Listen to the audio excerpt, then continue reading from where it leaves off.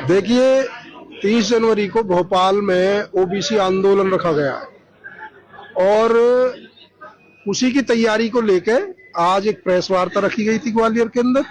और अपने जो साथी हैं ग्वालियर, जो आसपास के जो ओबीसी समाज के मेन जो लोग हैं, प्रतिनिधि, उनको बुलाया था कि आंदोलन की रणनीति तैयार करने के लिए, क्योंकि आज 13 तारीख हो गई है और हमारा 30 तारीख को आंदोलन है।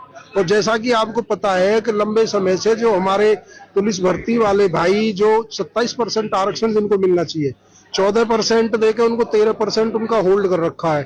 तो उनके आंदोलन को मजबूत करने के लिए, उनको न्याय दिलाने के लिए आज ये प्रोग्राम रखा गया है। और तैयारी 30 जनवरी भोपाल की, जब तक भाइयों को उनका हक, उनका न्याय नहीं मिल जाता, ये आंदोलन जारी रहेगा।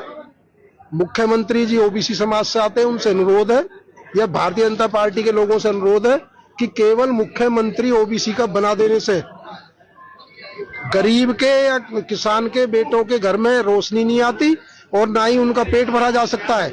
जब तक उनको आप उनका 27% हक अधिकार नहीं दोगे, तब तक ओबीसी आंदोलन करते रहेंगे, अपनी मांगों को उठाते रहेंगे। किस तरीके का ये आंदोलन है?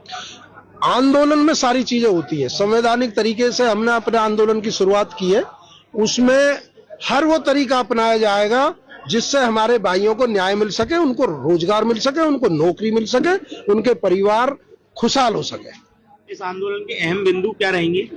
आंदोलन की जो प्रमुख मांग, तो जो 27% का आरक्षण हमें जो मंडल कमीशन की सिफारिश लागू हुई थी, उनमें 27% का नौकरियों में आरक्षण था। तो वो दो मांगे केवल आज तक सरकार ने आधी अधूरी पूरी की है।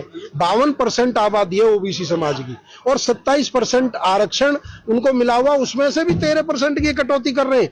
दूसरी तरफ बिना आंदोलन करे, बिना लड़े, ईडब्ल्यूएस में कुछ लोगों को 3 दिन के अंदर आंदोलन 3 दिन के अंदर उनको आरक्षण दे दिया गया।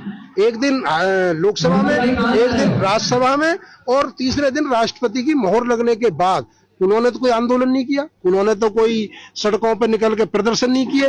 दूसरी तरफ जो ओबीसी 52% जिसकी आबादी है, जिसको 52% मिलना चाहिए था, उसे 27% भी नहीं दे रहे। मतलब आप ये समझो, 52 लोगों को 27 रोटी दे रहे हैं और 27 में से भी 13 रोटी और उनकी छीन ली। और दूसरी तरफ 10% लोगों को तुम 50% रोटी दे रहे हो और 10% तो ईडब्ल्यूएस के नाम से उन्हें घी में डुबो के दे रहे हो। तो ये देश में चलेगा नहीं। ये जो कथनी करनी में अंतर है ना, कि ये जो आपके यहाँ एक ठटरी बाबा, उसने भी एक बयान दिया था, हिंदू एक हो जाओ।